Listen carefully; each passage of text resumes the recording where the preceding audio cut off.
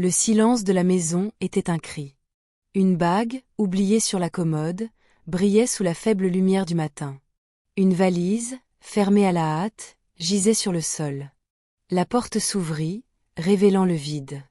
Les jours s'étirèrent, se transformant en semaines, puis en mois. Le miroir reflétait une femme qui ne se reconnaissait plus. Une voiture s'arrêta dans la rue, les lumières de la voiture de police clignotant dans l'obscurité. Le choc paralysa le corps, mais l'âme était déjà en morceaux.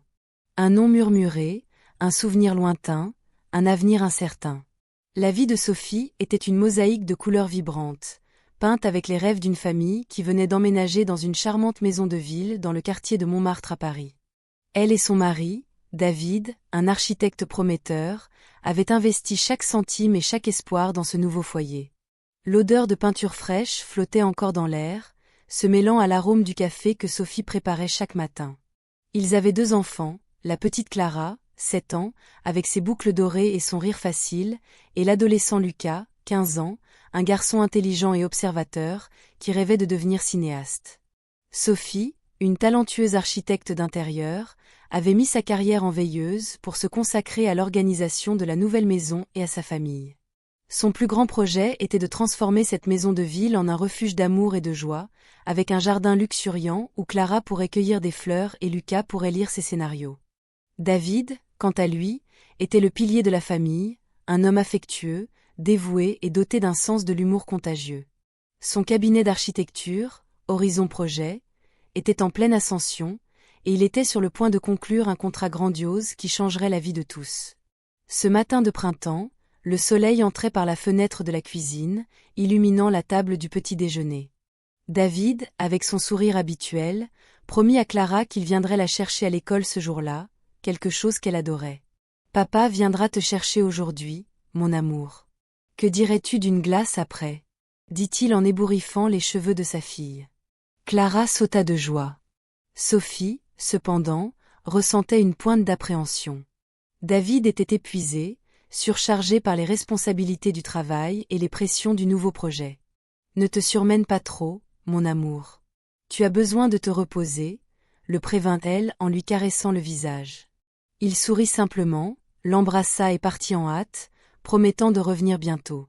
Des heures plus tard, Clara attendait avec impatience devant le portail de l'école, les yeux fixés sur la rue. Le temps passait, les autres enfants étaient récupérés, et le portail se vidait. L'institutrice, percevant la solitude de la fillette, tenta de la calmer. Mais le père n'apparut pas. Sophie, en arrivant pour chercher sa fille, sentit son cœur se serrer en voyant Clara les yeux embués, la petite main serrant la bretelle de son sac à dos. « Il a promis, maman », murmura Clara, la voix étranglée. Ce jour marqua le début d'un cauchemar. David ne rentra pas à la maison. Les appels de Sophie tombaient sur la messagerie vocale. Le désespoir commença à s'installer. Elle tenta de contacter l'entreprise, des amis, quiconque pourrait avoir des nouvelles. Personne ne savait rien. La tante de Sophie, Léna, une femme pratique et un peu cynique, suggéra que David aurait pu s'enfuir avec une autre femme ou s'être endetté. « Les hommes sont comme ça, Sophie. Ne te fais pas d'illusions, dit-elle, d'un ton qui blessait plus qu'il n'aidait. Sophie, cependant, refusait de le croire. Son David ne ferait jamais une chose pareille. Il était l'homme de sa vie, le père de ses enfants. L'idée de la trahison était un coup trop cruel pour son âme déjà fragilisée. Chaque jour qui passait, l'espoir diminuait, remplacé par une angoisse suffocante. Sophie se rendit au commissariat, mais l'accueil fut froid et décourageant. Le commissaire, un homme d'âge moyen au regard fatigué, écouta son histoire avec scepticisme. « Madame, il est courant que des maris disparaissent. C'est généralement pour une autre femme ou pour des problèmes financiers. Il n'a laissé aucune piste, aucun mot ?» Les questions étaient comme des couteaux, chacune d'elles entamant la dignité de Sophie. Elle sentit l'humiliation brûler sur son visage. Comment pouvait-il douter de David? Comment pouvait-il insinuer qu'il l'abandonnerait?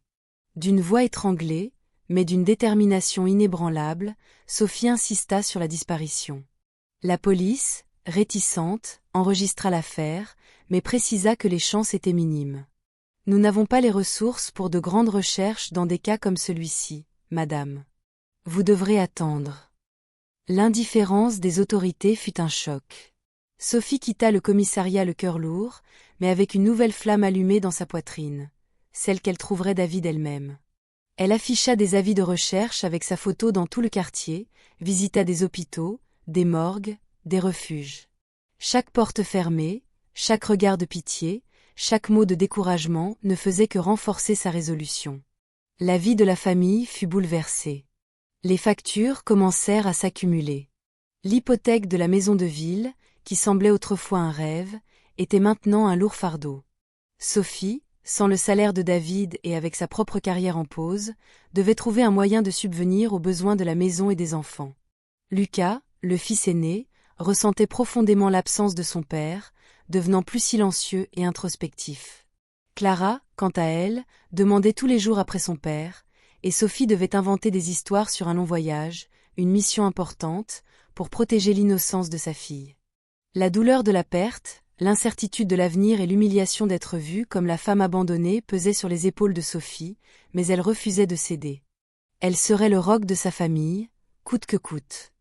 Les mois s'étirèrent, se transformant en 2 longues années d'absence et d'incertitude. La maison de Montmartre, autrefois un refuge de rêve, semblait maintenant un monument à l'attente. Sophie, l'architecte d'intérieur qui rêvait de jardins fleuris, se transforma en une femme de caractère, aux mains calleuses et au regard fatigué, mais à l'âme indomptable. Pour subvenir aux besoins de ses enfants et maintenir l'hypothèque de la maison de ville, elle devint chauffeur de VTC.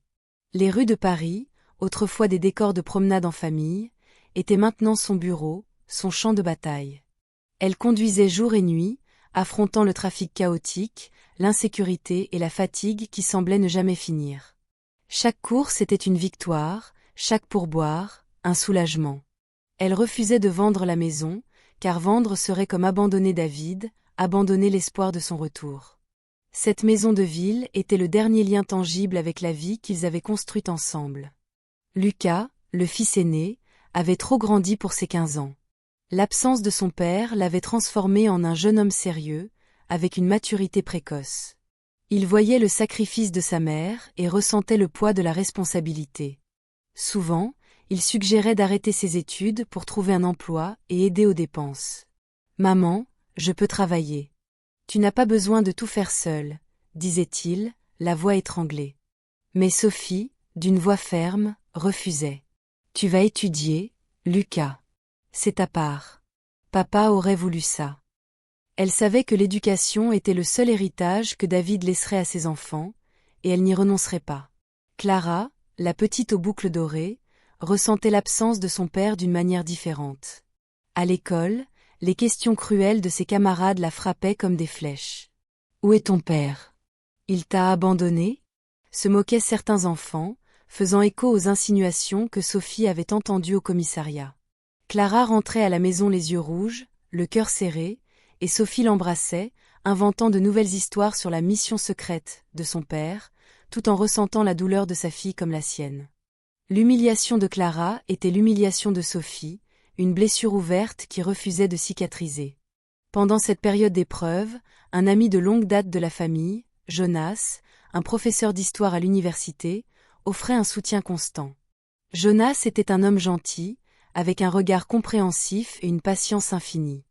Il aidait Lucas avec ses études, emmenait Clara se promener au parc, et souvent, apportait des provisions à la maison de Sophie. « Tu n'as pas besoin de tout faire seule, Sophie.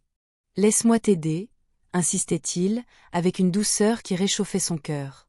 Sophie, cependant, hésitait à accepter. Elle se sentait dépassée, isolée dans sa douleur, et l'idée de dépendre de quelqu'un, même d'un ami si cher, semblait une trahison à la mémoire de David, un aveu de faiblesse qu'elle ne pouvait se permettre.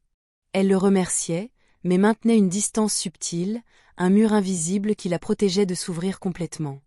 Chaque jour, l'espoir de retrouver David diminuait, mais la détermination de Sophie ne faisait qu'augmenter. Elle s'accrochait à la routine, à la force de ses enfants, au souvenir d'un amour qui refusait de mourir. Les nuits étaient les plus difficiles, quand le silence de la maison amplifiait l'absence, et les souvenirs de David la hantaient. Elle revoyait les moments heureux, les projets d'avenir, son sourire, et se demandait où il pouvait être, s'il était vivant, s'il pensait à elle et aux enfants. La douleur de l'incertitude était un lourd fardeau, mais Sophie le portait avec une dignité silencieuse, une force qui venait de l'amour inconditionnel pour sa famille. 2 ans s'étaient écoulés depuis la disparition de David, et la vie de Sophie s'était transformée en un marathon quotidien de sacrifices. Les nuits au volant de son VTC étaient longues et épuisantes, mais chaque passager, chaque destination, était un rappel qu'elle se battait pour quelque chose de plus grand. Elle voyait la ville s'endormir et se réveiller, et à chaque aube, elle renouvelait sa promesse silencieuse à David. Elle n'abandonnerait pas. L'hypothèque de la maison de ville était une épée au-dessus de sa tête, mais Sophie, avec une obstination admirable, parvenait, à grand-peine, à maintenir les paiements à jour. La maison, qui était autrefois un symbole d'un avenir prometteur, était maintenant un fardeau, mais aussi un sanctuaire, la dernière trace de la vie qu'elle et David avaient construite. Lucas, maintenant âgé de 17 ans, était devenu l'homme de la maison. Sa voix, autrefois étranglée par la douleur, portait maintenant un ton de responsabilité. Il continuait d'insister pour travailler, mais Sophie, inflexible, le maintenait dans ses études. Cependant, la pression financière et l'absence paternelle commencèrent à faire des ravages. Lucas, qui avait toujours été un élève brillant, vit ses notes chuter. Il passait des heures enfermé dans sa chambre, plongé dans ses propres pensées, et Sophie sentait qu'elle perdait la connexion avec son fils, qui s'éloignait chaque jour davantage, portant un fardeau invisible de rancœur et de frustration. Clara, quant à elle, continuait de souffrir du harcèlement à l'école. Les enfants, avec la cruauté innocente de leur âge, ne pardonnaient pas l'absence de son père. « Ton père ne t'aime pas, c'est pour ça qu'il est parti », disait-il, et chaque mot était un poignard dans le cœur de la fillette. Sophie tentait de la protéger, mais savait qu'elle ne pouvait pas la protéger de la réalité. La douleur de Clara était un miroir de sa propre douleur, une blessure qui refusait de cicatriser. À chaque étreinte, à chaque histoire inventée sur David, Sophie ressentait l'impuissance de ne pas pouvoir ramener le père à ses enfants. Jonas, l'ami de la famille, continuait d'être une présence constante et réconfortante. Il proposait d'emmener les enfants à l'école, aider avec les courses, et parfois, rester avec Clara pendant que Sophie travaillait. Sa gentillesse était un baume, mais Sophie maintenait toujours une barrière. Elle craignait la dépendance, craignait qu'accepter trop d'aide ne signifie admettre qu'elle ne pouvait pas tout faire seule, que David ne reviendrait vraiment pas. Il y avait aussi une subtile crainte que la proximité de Jonas puisse être mal interprétée, tant par elle-même que par les autres, et cela serait une trahison à la mémoire de son mari. Elle se sentait piégée dans un limbo émotionnel, entre la gratitude pour l'amitié de Jonas et la loyauté inébranlable envers David. La vie de Sophie était une corde raide, en équilibre entre l'espoir et le désespoir. Elle s'accrochait à de petits rituels, la tasse de café sur le balcon à l'aube, l'odeur des vêtements de David qu'elle gardait encore, la photo de famille dans le salon. Chacun de ces objets était un rappel d'un passé heureux, mais aussi un tourment, une promesse brisée. Chaque jour, l'absence de David devenait plus palpable, plus lourde. La ville de Paris, avec sa beauté vibrante, semblait indifférente à sa douleur, et Sophie se sentait étrangère à sa propre vie, une femme qui avait perdu non seulement son mari, mais aussi elle-même. La routine épuisante de Sophie en tant que chauffeur de VTC, entrecoupée par les soucis pour ses enfants et la lutte pour maintenir la maison, était un cercle vicieux de fatigue et d'espoir. Elle s'accrochait à l'idée que David reviendrait, mais chaque jour qui passait, cet espoir devenait plus ténu, plus douloureux. Jusqu'à ce qu'un après-midi pluvieux, alors que Sophie attendait une course à un arrêt de taxi animé dans le centre de Paris, son téléphone portable sonne. C'était un numéro inconnu, avec un préfixe d'une autre région. Hésitante, elle répondit. La voix à l'autre bout était celle d'une femme, étranglée par l'émotion. « Madame Sophie ? Je m'appelle Anne. Je suis assistante sociale dans une maison de retraite à Lyon. Nous avons trouvé un homme ici qui... Eh bien, il ne se souvient de rien, mais nous avons quelques vieux documents avec le nom David Dubois et un contact d'urgence qui semble être le vôtre. » Le cœur de Sophie s'emballa. David. Vivant. La nouvelle la frappa comme un éclair, un mélange accablant de soulagement et d'incrédulité. Elle pouvait à peine respirer. « Il va bien ?» réussit-elle à demander, la voix défaillante. Anne expliqua que David avait été trouvé errant sur la route il y a quelques mois, désorienté et amnésique. Il était sous la garde de la maison de retraite depuis lors, et ce n'est que maintenant, après une enquête plus approfondie sur les quelques effets personnels qu'il portait, qu'ils avaient réussi à identifier un contact possible. L'amnésie était totale. Il ne se souvenait pas de son nom, de sa famille, de sa vie. La nouvelle apporta un tourbillon d'émotions. Soulagement de savoir qu'il était vivant, mais une profonde appréhension quant à son état. Comment serait-ce de retrouver un étranger qui avait le visage de son mari? Comment expliquer aux enfants que leur père était revenu, mais ne se souvenait pas d'eux? La joie initiale fut rapidement remplacée par une nouvelle couche de douleur et de défi. Sophie, cependant, n'hésita pas. Elle devait aller à Lyon. Elle devait voir David de ses propres yeux. Elle annonça la nouvelle à Lucas et Clara, essayant d'être aussi délicate que possible. Lucas, avec sa maturité forcée, réagit avec un mélange de choc et de scepticisme. « Amnésie? Tu es sûre, maman? Ça ne peut pas être une farce ?» demanda-t-il, la méfiance évidente dans sa voix. Clara, en revanche, pleura de joie, serrant sa mère fort. « Papa va revenir. Papa va revenir. » répétait-elle, l'innocence enfantine allégeant un peu le poids de la situation. Sophie commença à planifier le voyage, mais le destin, une fois de plus, semblait conspirer contre elle. La même semaine, Clara tomba malade avec une forte fièvre et une infection respiratoire qui nécessitait des soins constants. Sophie ne pouvait pas la laisser. Le désespoir s'empara d'elle. Comment pourrait-elle aller chercher David si sa fille avait besoin d'elle? C'est alors que Jonas, l'ami fidèle, apparut. Il avait suivi de près la lutte de Sophie et, en apprenant la nouvelle et le dilemme de Clara, n'hésita pas. « Sophie, j'y vais. Je vais chercher David pour toi. Tu dois rester avec Clara, » dit-il, avec une fermeté qui n'admettait aucun refus. Sophie, réticente au début, réalisa qu'elle n'avait pas d'autre option. La gratitude se mêla à la culpabilité, mais la nécessité de retrouver David était plus grande. Elle remit à Jonas les quelques documents qu'elle avait de David, une photo de famille et une carte avec l'adresse de la maison de retraite. Le cœur serré, mais avec une pointe d'espoir, elle le vit partir, lui confiant la mission la plus importante de sa vie. L'attente du retour de David, maintenant avec la certitude qu'il était vivant, mais avec l'amnésie comme un voile sombre, était une torture différente. Sophie s'occupait de Clara, qui se remettait lentement de la fièvre, tandis que son esprit voyageait à Lyon, imaginant les retrouvailles de Jonas avec son mari. Chaque heure qui passait était une éternité, et l'anxiété rongeait ses entrailles. Elle essayait de rester forte pour les enfants, mais l'incertitude quant à la réaction de David, s'il la reconnaîtrait, s'il resterait quelque chose de l'homme qu'elle aimait, était un lourd fardeau. Finalement, l'appel de Jonas arriva. Sa voix, auparavant calme, portait maintenant un ton d'appréhension. « Sophie, il est en route.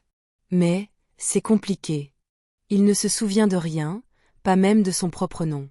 C'est comme s'il était un étranger. » Les mots de Jonas confirmèrent les pires craintes de Sophie.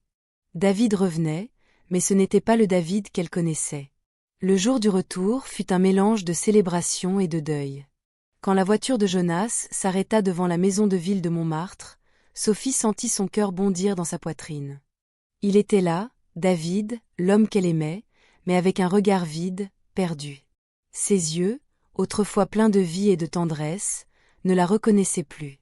Il descendit de la voiture, hésitant, observant la maison et la famille avec une curiosité distante, comme s'il était dans un lieu complètement inconnu. Clara, qui s'était remise et était pleine d'attente, courut embrasser son père. « Papa, tu es revenu !» cria-t-elle, avec la joie innocente d'une enfant. Mais David ne réagit pas. Il la regarda simplement, sans émotion, sans reconnaissance. Clara recula, confuse, le sourire fanant sur ses lèvres. Lucas, plus réservé, observait la scène avec une méfiance croissante. Ce n'était pas le père qu'il connaissait. C'était un étranger. Sophie, le cœur brisé, tenta de s'approcher. « David, mon amour, c'est moi, Sophie. Ta femme. » Elle toucha son bras, mais il se recroquevilla légèrement, comme si le toucher venait d'une inconnue. La douleur du rejet, même inconscient, fut atroce. C'était comme si David était mort à nouveau, mais cette fois, il était là, présent encore, mais absent en âme. Les jours qui suivirent furent un défi constant. Sophie tenta, avec patience et amour, de réintroduire David à sa propre vie. Elle l'emmenait se promener dans les lieux qui étaient importants pour eux. La place où ils s'étaient rencontrés, le café où ils avaient eu leur premier rendez-vous, la plage où ils avaient l'habitude de marcher. Elle lui montrait de vieilles photos, des albums de famille, des vidéos des enfants petits. « Tu te souviens de ce jour, David ? C'était l'anniversaire de Clara, tu avais fait ce gâteau rigolo. » Mais ses yeux restaient vides, sans aucun éclair de reconnaissance. David montrait une frustration croissante face à son état. Il se sentait coupable de ne pas se souvenir, de ne pas reconnaître les personnes qui disaient être sa famille. « Je suis désolé, je ne sais pas qui vous êtes, » répétait-il, d'une voix chargée d'angoisse. La tension dans la maison était palpable. Lucas, en particulier, ne parvenait pas à accepter l'amnésie de son père. Il passait des heures à observer David, cherchant le moindre signe que ce soit une farce. La méfiance du fils aîné était un nouveau conflit pour Sophie, qui se retrouvait déchirée entre la foi en son mari et l'inquiétude face à la douleur et au scepticisme de Lucas.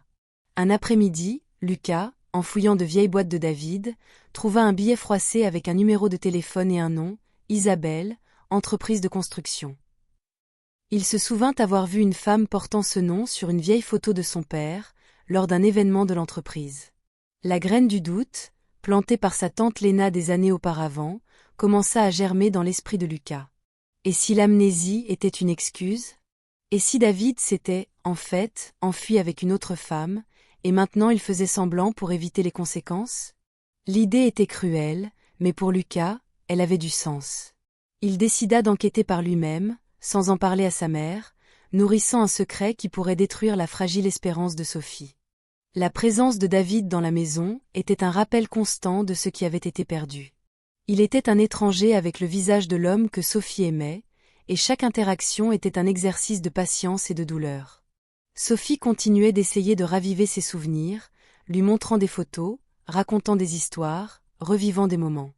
Elle l'emmenait dans le jardin qu'ils rêvaient de construire ensemble, décrivant chaque fleur, chaque plante que David avait planifiée. « Tu voulais un rosier ici, David, tout près de la fenêtre de la cuisine. Tu disais que l'odeur te rappellerait de moi. » Il l'écoutait avec une expression d'effort, une ride de frustration sur le front, mais la reconnaissance ne venait jamais. La frustration de David face à son propre état était palpable. Il se sentait un fardeau, un intrus dans sa propre maison. Souvent, il s'isolait, assis en silence sur le balcon, observant le mouvement de la rue avec un regard distant. La culpabilité de ne pas se souvenir, de ne pas pouvoir se connecter avec sa famille, le consumait. Il tentait d'aider aux tâches ménagères, mais ses gestes étaient maladroits, incertains, comme ceux de quelqu'un qui réapprend à vivre. Lucas, quant à lui, était de plus en plus convaincu que l'amnésie de son père était une farce. Le billet avec le nom Isabelle et l'entreprise de construction martelaient dans son esprit. Il commença à faire des recherches sur Horizon Projet, l'entreprise de David, et découvrit qu'elle avait rencontré de sérieux problèmes financiers et un scandale de détournement de fonds peu avant la disparition de son père. La coïncidence était troublante. Lucas, avec la ruse d'un jeune détective, décida d'aller voir Isabelle. Il trouva l'adresse de l'entreprise de construction et, un jour où Sophie travaillait, prit un bus et s'y rendit. Au siège des Horizon Projet, Lucas réussit, avec une certaine insistance, à parler à Isabelle. C'était une femme élégante, d'âge moyen, avec un air professionnel. Lucas, d'une voix tremblante, posa des questions sur David. Isabelle, surprise, expliqua que David était son collègue de travail, un architecte brillant, et qu'ils avaient travaillé ensemble sur un grand projet. Elle nia avec véhémence toute implication romantique, expliquant que le billet n'était qu'un contact professionnel. David était un homme intègre, Lucas. Il ne ferait jamais rien pour nuire à sa famille. Il enquêtait sur quelque chose d'important dans l'entreprise, quelque chose concernant le détournement de fonds. Il était très inquiet. La révélation d'Isabelle frappa Lucas comme un éclair. Ce n'était pas une maîtresse, mais une conspiration. Son père ne s'était pas enfui, mais était impliqué dans quelque chose de dangereux. Il rentra chez lui l'esprit en ébullition, la culpabilité d'avoir douté de son père pesant sur sa conscience. Il tenta de le raconter à Sophie, mais sa mère était si épuisée et concentrée sur David que Lucas hésita, craignant de la surcharger encore plus. Il décida de garder l'information pour l'instant, mais la graine de la vérité avait été plantée. Pendant ce temps, David commença à avoir des flashs de mémoire, de petits fragments qui surgissaient de manière inattendue. Un jour, en voyant Clara dessiner un croquis de maison, il ressentit une pointe à la tête. « Ça, c'est un projet de toi, » murmura-t-il, les yeux écarquillés. À une autre occasion, en passant devant un chantier de construction, l'odeur de ciment et le bruit des marteaux électriques déclenchèrent une vague de sensations. Il se sentait étourdi, confus, mais il y avait quelque chose là, quelque chose qui semblait familier. Sophie, percevant ces petits signes, décida de l'emmener dans un endroit spécial, le lieu magique où David l'avait demandé en mariage. Un belvédère caché dans le parc de la Cité, avec une vue imprenable sur Paris. C'était un endroit qu'il fréquentait depuis le début de leur relation, un sanctuaire de souvenirs. En arrivant là, le vent doux, l'odeur de la forêt et l'immensité de la mer semblèrent envelopper David. Il ferma les yeux, respira profondément, et une larme coula sur son visage. « Sophie, la bague, tu as dit oui ici » murmura-t-il, la voix étranglée, un éclat de reconnaissance dans ses yeux. C'était un fragment, un petit morceau du passé, mais pour Sophie, c'était le monde entier. L'espoir, qui semblait presque mort, se ralluma avec une force écrasante. Le petit fragment de mémoire de David au belvédère fut un rayon de soleil au milieu de l'obscurité qui enveloppait la famille. Sophie s'accrocha à cet espoir de toutes ses forces, redoublant ses efforts pour stimuler son mari. Elle l'emmenait dans son ancien bureau à la maison, lui montrant des projets, des plans, des outils de dessin. David, en touchant les instruments qui étaient autrefois une extension de ses mains, ressentait une étrange familiarité. Il passait ses doigts sur les croquis, et un mal de tête lancinant l'envahissait, mais avec lui, venaient des images floues, des voix lointaines. Pendant que David luttait pour se reconnecter à son passé, Lucas, le fils aîné, était plongé dans sa propre enquête. La conversation avec Isabelle à l'entreprise de construction avait allumé une alerte. Il commença à approfondir ses recherches sur le scandale de détournement de fonds chez Horizon Projet. Il découvrit que l'un des principaux impliqués était un directeur financier nommé Gustave, qui avait mystérieusement disparu peu après David. L'intrigue devenait plus complexe et dangereuse. Lucas sentait qu'il approchait d'une sombre vérité, et à chaque nouvelle découverte, l'inquiétude pour la sécurité de son père et de sa famille augmentait. La tension dans la maison était une corde tendue. David, avec ses flashs de mémoire de plus en plus fréquents, mais encore décousus, devenait irritable et confus. Il se sentait frustré de ne pas pouvoir assembler les pièces, de ne pas reconnaître complètement les personnes qu'il aimait. Sophie, quant à elle, ressentait le poids de la responsabilité de s'occuper de David, des enfants et de maintenir la maison, tout en essayant de déchiffrer les mystères qui entouraient la disparition de son mari. Un soir, alors que David tentait de dessiner quelque chose sur une vieille planche à dessin, il eut un flash plus vif. Il se vit en pleine discussion animée avec quelqu'un dans un bureau, des documents jetés sur la table, des voix altérées. L'image d'un visage, déformé par la colère, apparut dans son esprit. C'était un visage familier, mais il ne parvenait pas à l'identifier. Le mal de tête fut insupportable, et il s'évanouit. Sophie, en le trouvant, paniqua. Elle l'emmena en urgence à l'hôpital. Les médecins dirent que c'était un pic de stress, probablement lié à la tentative du cerveau de traiter les souvenirs. David se rétablit, mais l'incident rendit Sophie encore plus appréhensive. Elle savait qu'elle était dans une course contre la montre, que chaque fragment de mémoire de David pourrait être une clé de la vérité, mais aussi un déclencheur pour quelque chose de dangereux. Lucas, en apprenant l'évanouissement de son père, sentit qu'il devait agir. Il ne pouvait plus garder les informations qu'il avait découvertes. Il décida de tout raconter à Sophie. Dans une conversation tendue et émouvante, il révéla l'histoire d'Isabelle, le scandale à l'entreprise de construction et Gustave. Sophie, choquée, sentit le sol se dérober sous ses pieds. Ce n'était pas seulement une disparition, c'était une conspiration. L'humiliation d'être vue comme la femme abandonnée fut remplacée par une colère froide et une détermination encore plus grande. Son David n'avait pas fui, il avait été victime de quelque chose de bien plus grand. À partir de ce moment, Sophie et Lucas unirent leurs forces.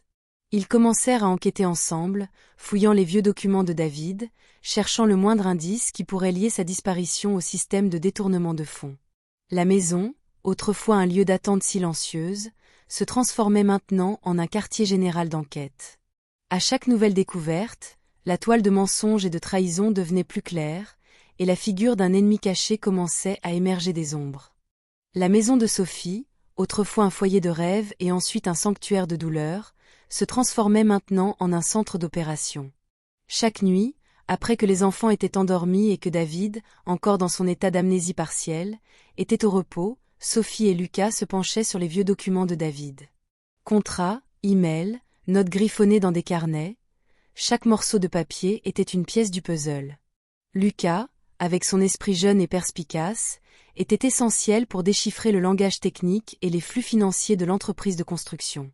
Sophie, avec son intuition aiguisée et sa connaissance de la routine de David, parvenait à relier des points qui semblaient auparavant déconnectés. Ils découvrirent que David avait été le principal responsable de l'audit des projets des Horizon Projets, et que, peu avant sa disparition, il enquêtait sur une série d'irrégularités dans un grand projet immobilier.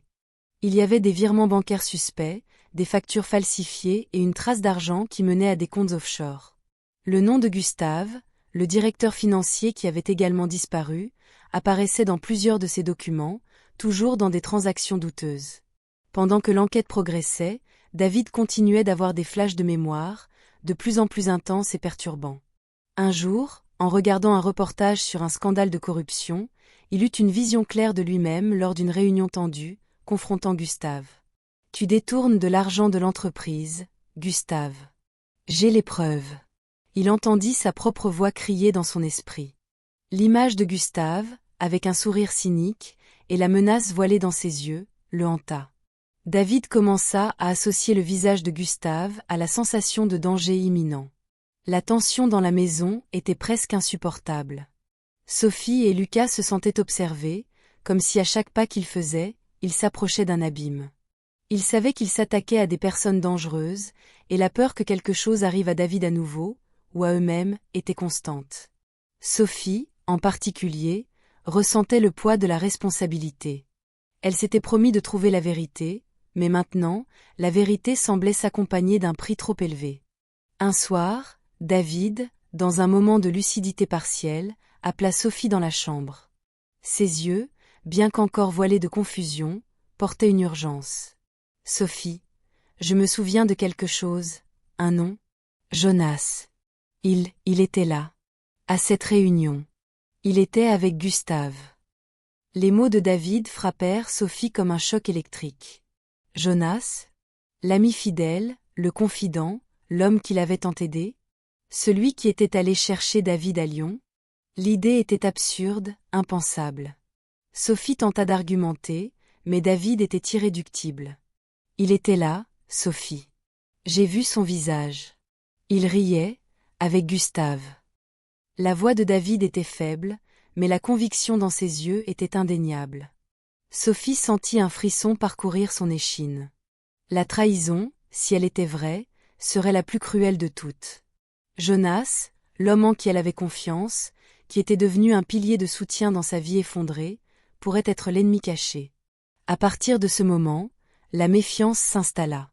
Sophie commença à revoir chaque geste de Jonas, chaque mot, chaque aide offerte. Sa gentillesse, autrefois un baume, semblait maintenant un masque. Elle se rappela comment il semblait toujours connaître ses faits et gestes, comment il avait insisté pour aller chercher David. Une douleur aiguë de trahison et d'humiliation l'envahit.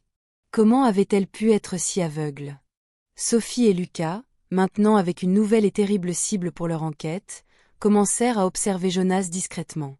Ils remarquèrent de petites incohérences dans ses histoires, des appels téléphoniques qu'il faisait en secret, une nervosité subtile qui passait auparavant inaperçue. La toile de mensonges se resserrait, et la vérité, aussi douloureuse soit-elle, était sur le point d'être révélée. La douleur féminine de Sophie, auparavant axée sur la perte et l'humiliation de l'abandon, se transformait maintenant en une fureur silencieuse contre la trahison de quelqu'un qu'elle considérait comme un ami. La révélation de David concernant Jonas fut un tremblement de terre qui ébranla les dernières structures de confiance de Sophie. La douleur de la trahison, venant de quelqu'un qu'elle considérait comme un ami et un pilier de soutien, était presque insupportable. L'image de Jonas, avec son sourire gentil et ses mots de réconfort, se déformait maintenant dans son esprit, révélant un visage caché de fausseté et de manipulation. Sophie sentit une vague de nausée, l'humiliation d'avoir été trompée si longtemps, d'avoir fait confiance à quelqu'un qui, en réalité, conspirait contre sa famille. Sophie et Lucas, maintenant les yeux ouverts sur la vraie nature de Jonas, commencèrent à observer chacun de ses mouvements avec une nouvelle perspective. Les petites incohérences qui semblaient auparavant insignifiantes prenaient maintenant une signification sinistre. Jonas apparaissait toujours dans les moments les plus vulnérables de Sophie, offrant toujours son aide, toujours présent. Il connaissait des détails de la vie de David que peu de gens connaissaient, et son insistance à aller chercher David à Lyon, autrefois un geste d'altruisme, semblait maintenant une façon de contrôler la situation, de s'assurer que David revienne sous sa surveillance. L'enquête de Sophie et Lucas s'approfondit, se concentrant maintenant sur Jonas. Ils fouillèrent à nouveau les notes de David, cherchant toute mention du nom de Jonas dans des contextes suspects. Et ils trouvèrent. Dans l'un des carnets de David, il y avait un diagramme complexe de flux financiers, avec des flèches pointant vers des comptes offshore, et à côté de l'un d'eux, le nom de Jonas, griffonné avec un point d'interrogation. David enquêtait sur Jonas. À chaque nouvelle découverte, la trahison devenait plus palpable, plus cruelle. Sophie sentait son cœur se serrer, non seulement par la douleur de la trahison, mais par la colère d'avoir été prise pour une idiote. Elle avait défendu Jonas auprès de Lucas, lui avait confié la mission de ramener David. La douleur féminine, auparavant axée sur la perte et l'incertitude, se transformait maintenant en une fureur silencieuse, une soif de justice. Pendant ce temps, David continuait d'avoir des flashs de mémoire, maintenant plus fréquents et connectés. Il se souvenait de discussions animées avec Gustave sur les détournements d'argent, de menaces voilées, de documents importants qu'il avait cachés. Et, dans l'un de ces flashs, il se vit dans une embuscade, agressé par deux hommes. Il se souvenait de l'un d'eux, un homme grand et fort, et de l'autre, qui l'observait de loin, avec un sourire froid. C'était Jonas. Le souvenir complet de l'attaque, du moment où il fut jeté dans une voiture et emmené au loin, surgit avec une clarté terrifiante. David se souvint d'avoir été drogué, de s'être réveillé dans un endroit inconnu, désorienté et amnésique. Il se souvint de Jonas, elle amie, orchestrant tout, s'assurant qu'il soit retrouvé dans un état d'amnésie totale, loin de sa famille et de toute chance de révéler la vérité. La révélation de la trahison de Jonas fut un coup dévastateur, mais aussi un catalyseur. David, avec la mémoire partiellement restaurée, sentit une vague de colère et de détermination. Il n'était plus l'homme perdu et confus. Il était David, l'architecte intègre, le mari et père qui avait été trahi et volé de sa vie. L'amnésie, auparavant un voile, se déchirait maintenant, révélant la vérité nue et crue. Sophie, en voyant la clarté dans les yeux de David, sentit un mélange de soulagement et de terreur. La vérité était libératrice, mais aussi dangereuse. Il savait que Jonas n'hésiterait pas à faire n'importe quoi pour protéger ses secrets. La famille était en danger, mais maintenant, ils avaient la vérité comme leur arme la plus puissante. L'humiliation initiale de Sophie, la douleur de l'abandon, tout se transformait en une force inébranlable. Elle n'était plus la victime. Elle était la guerrière qui lutterait pour protéger sa famille et garantir la justice. La vérité sur Jonas planait sur la maison comme un nuage d'orage. David, la mémoire presque entièrement restaurée, sentait la fureur bouillonner dans ses veines. La trahison de l'ami, la cruauté d'avoir été volé de sa vie et de sa famille, était un poids insupportable. Sophie, à ses côtés, ressentait la même colère, mais aussi une peur glaciale. Il savait que Jonas était dangereux et que la révélation de ses crimes le rendrait encore plus imprévisible. L'enquête de Sophie et Lucas avait porté ses fruits. Ils avaient trouvé une clé USB cachée dans un compartiment secret de l'ancien bureau de David. Sur celle-ci se trouvaient tous les documents prouvant le système de détournement de fonds chez Horizon Projet, avec Gustave comme principal exécutant et Jonas comme le cerveau derrière tout. Il y avait des emails, des relevés bancaires et même des enregistrements de conversations qui incriminaient Jonas de manière irréfutable. David avait été méticuleux dans sa collecte de preuves, prévoyant que quelque chose comme cela pourrait arriver. La famille savait qu'elle devait agir, mais avec prudence. Jonas, réalisant que David retrouvait la mémoire et que la famille enquêtait, commença à intensifier ses visites, avec un air de fausse préoccupation qui sonnait maintenant sinistre. Il tentait de se rapprocher de Clara, offrant des cadeaux, et de Lucas, avec des conseils sur l'avenir, mais ses yeux révélaient une tension croissante. La goutte d'eau qui fit déborder le vase arriva un après-midi. Jonas, lors d'une de ses visites, trouva David seul dans le salon, regardant la clé USB. Un silence pesant emplit la pièce. Les yeux de Jonas s'écarquillèrent en voyant l'objet dans ses mains. « Qu'est-ce que c'est, David » demanda-t-il, la voix tendue, le masque d'amis s'effondrant. David, avec un regard froid et déterminé, répondit « Ce sont les preuves, Jonas. Les preuves de tout ce que tu as fait. » La confession de Jonas fut un fleuve de haine et d'envie. « Tu as toujours tout eu, David. L'entreprise, la famille parfaite, le talent. J'ai toujours été ton ombre, ton ami fidèle, pendant que tu brillais. Je méritais plus. Je méritais ce qui était à toi. » Il avoua avoir orchestré la disparition de David, engageant des voyous pour l'agresser et l'abandonner, s'assurant qu'il perde la mémoire. Il révéla également avoir saboté la voiture de Sophie des mois auparavant, tentant de l'éliminer afin que personne ne se batte pour David. La révélation de l'attentat contre Sophie fut un choc accablant, un coup cruel qui fit bouillir le sang de David. Jonas, dans un accès de fureur, tenta de prendre la clé USB des mains de David. Une lutte intense commença. David, encore faible à cause de l'amnésie et de l'inactivité, luttait avec la force du désespoir. Il savait que ces preuves étaient la seule chance de justice pour sa famille. Jonas, plus fort et poussé par la panique, le poussa contre le mur, tentant de l'étrangler. « Donne-moi ça, David. Ou ta famille paiera le prix. » À ce moment précis, Sophie et Lucas, qui étaient rentrés à la maison et avaient entendu le tumulte, entrèrent dans le salon. La scène était terrifiante. Jonas, les mains autour du cou de David, le visage déformé par la haine. Sophie cria, un cri de fureur et de désespoir qui résonna dans la maison. Lucas, sans hésiter, courut vers Jonas, essayant de l'éloigner de son père. La bagarre s'intensifia, les trois se débattant dans un affrontement chaotique. Sophie, l'adrénaline coulant dans ses veines, vit un lourd pot de fleurs sur une table. Sans hésiter, elle le prit et, avec toute la force que la douleur et la colère lui donnaient, frappa Jonas à la tête. Il chancela, lâchant David, et tomba au sol, étourdi. David, haletant, mais les yeux fixés sur Jonas, ramassa la clé USB qui était tombée par terre.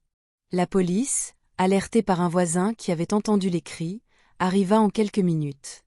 Jonas fut menotté, son visage marqué par la défaite et la rage. En étant emmené, il lança un regard de haine à Sophie et David, une promesse silencieuse de vengeance. Mais la famille était unie, et l'humiliation initiale de Sophie, la douleur de l'abandon, l'incertitude, tout s'était transformé en une victoire amère, mais puissante. La justice, enfin, était en marche. L'arrivée de la police et l'arrestation de Jonas apportèrent un soulagement immédiat, mais l'adrénaline courait encore dans les veines de Sophie, David et Lucas. Jonas fut emmené, et la maison, autrefois théâtre d'un affrontement brutal, était maintenant remplie d'un silence lourd, mais différent, un silence de justice. David, encore haletant, serra Sophie et Lucas dans ses bras, les larmes coulant sur son visage. « Je me souviens de tout, mon amour. »« De tout » murmura-t-il à Sophie, la voix étranglée par l'émotion et le soulagement. L'amnésie, le voile qui le séparait de sa vie, s'était enfin complètement dissipé. Dans les jours qui suivirent, David témoigna contre Jonas et Gustave, le directeur financier qui fut également rapidement localisé et arrêté. Les preuves contenues dans la clé USB étaient irréfutables, et la toile de corruption chez Horizon Projet fut démantelée. Jonas et Gustave furent condamnés à de longues peines de prison, et les biens détournés furent récupérés, garantissant que l'entreprise puisse se relever et que la réputation et l'avenir professionnel de David soient restaurés. Sophie, quant à elle, eut besoin de temps pour tout assimiler. La révélation de l'attentat contre sa vie, orchestré par Jonas, la laissa sous le choc. Elle chercha un soutien psychologique pour faire face au traumatisme, mais la présence de David, maintenant complètement rétabli et à ses côtés, était son plus grand baume. Il se dévouait avec tendresse et attention, essayant de compenser les années d'absence et la douleur qu'elle avait supportée seule. La famille, maintenant unie par la vérité et l'amour inconditionnel, commença à reconstruire sa vie. David, bien qu'encore avec quelques cicatrices émotionnelles de l'amnésie et de la trahison, était déterminé à être un mari et un père présent, plus que jamais.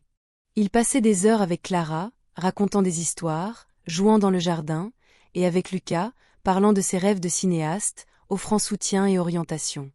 La relation avec Lucas, autrefois marquée par la méfiance, était maintenant empreinte d'une profonde admiration et d'un respect mutuel. La maison de Montmartre, qui avait été témoin de tant de moments de douleur et d'incertitude, commença à se remplir à nouveau de rires et de projets. Sophie et David reprirent le projet du jardin, plantant des rosiers et des fleurs colorées, un symbole de renouveau et d'espoir.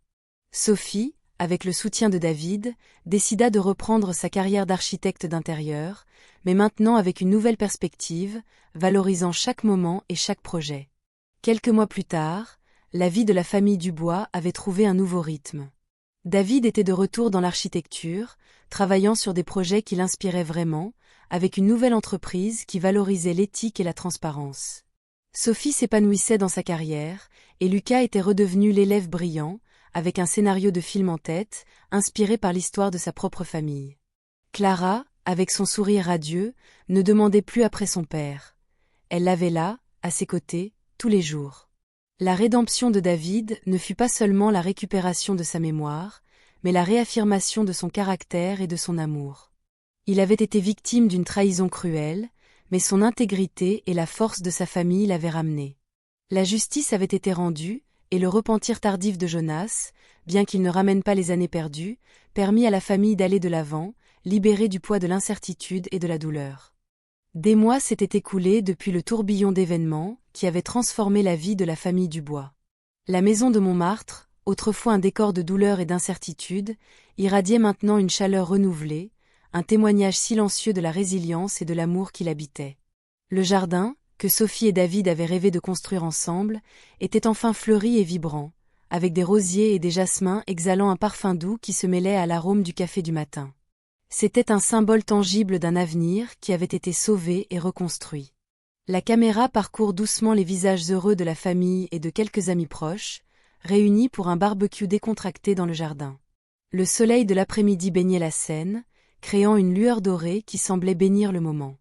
David, avec un sourire serein et un regard qui débordait maintenant de vie et de reconnaissance, aidait à servir la nourriture.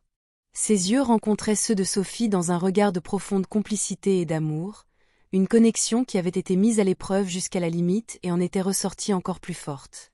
Il prit un couvert, hésita un instant, un subtil vestige de l'amnésie qui le faisait encore réfléchir à de petits gestes, mais il sourit bientôt, un sourire qui disait « Je me souviens de ce qui compte ».